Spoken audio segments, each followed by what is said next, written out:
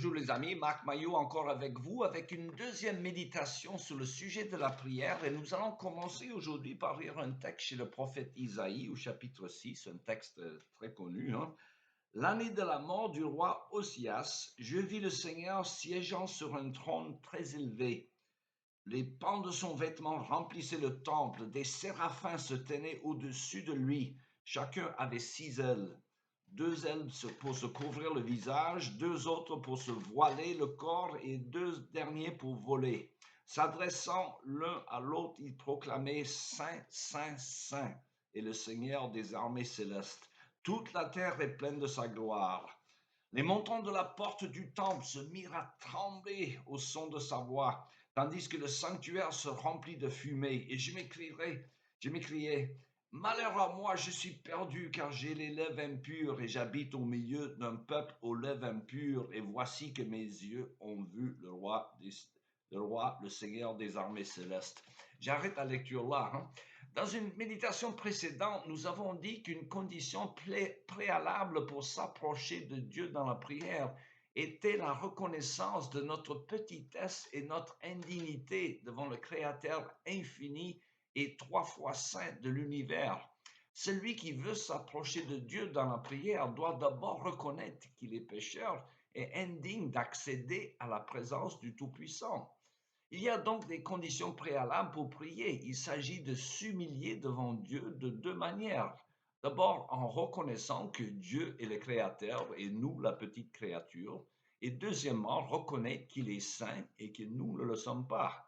Donc, il y a entre la nature de Dieu et celle de l'homme une séparation à la fois ontologique et morale, car il s'agit de la distance entre l'être du Créateur infini et l'homme fini, et morale, car il y a aussi une distance astronomique entre le meilleur des hommes et la sainteté de Dieu.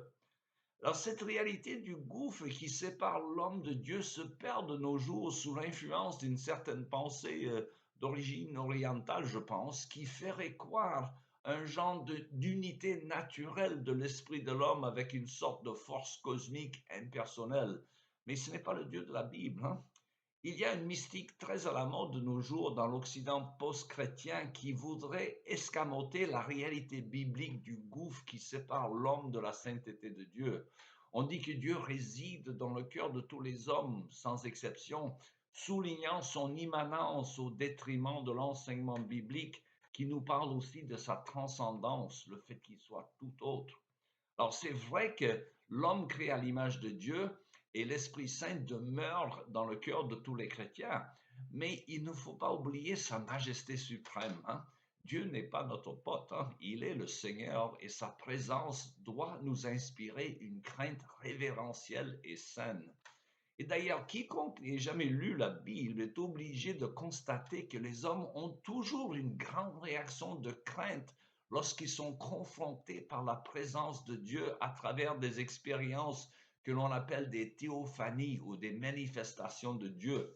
Alors cela commence avec Adam et Ève qui ont peur de Dieu suite à leur premier péché dans le jardin d'Éden, Genèse chapitre 3.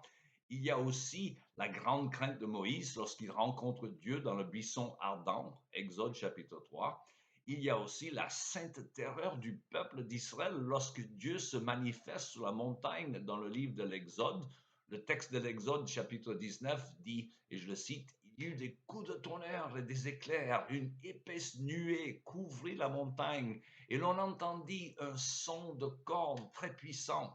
Et dans le camp, tout le peuple se mit à trembler de peur. Et à ce spectacle, ils se mirent tous à trembler de peur et ils se tinrent à distance. Ils dirent à Moïse, parle-nous toi-même et nous t'obéirons, mais que Dieu ne nous parle pas directement pour que nous ne mourions pas. Exode chapitre 19 et 20, j'extrais quelques versets.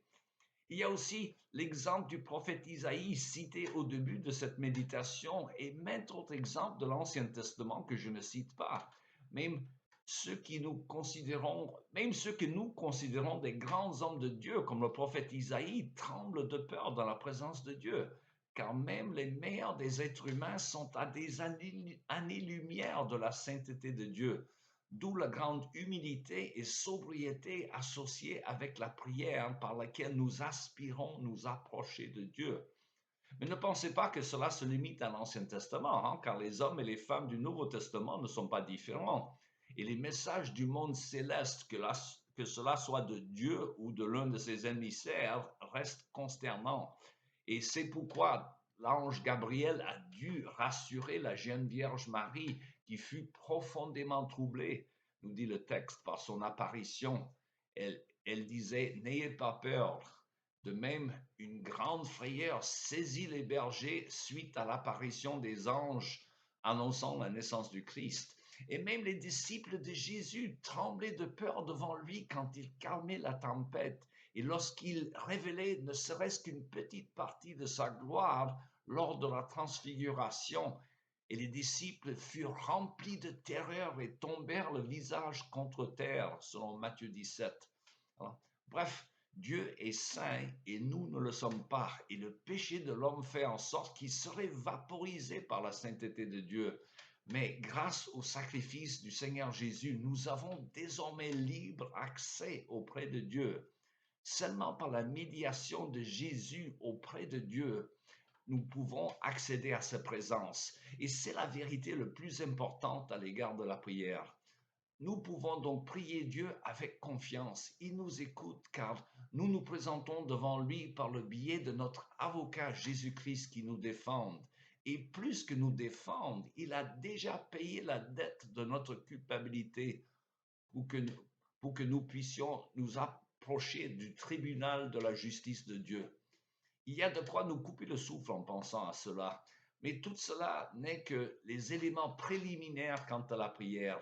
Mais il fallait quand même se rappeler avec qui nous avons affaire dans la prière. Voilà, c'est tout le temps qu'il me reste pour aujourd'hui. Il me reste qu'à vous souhaiter une bonne journée et à la prochaine.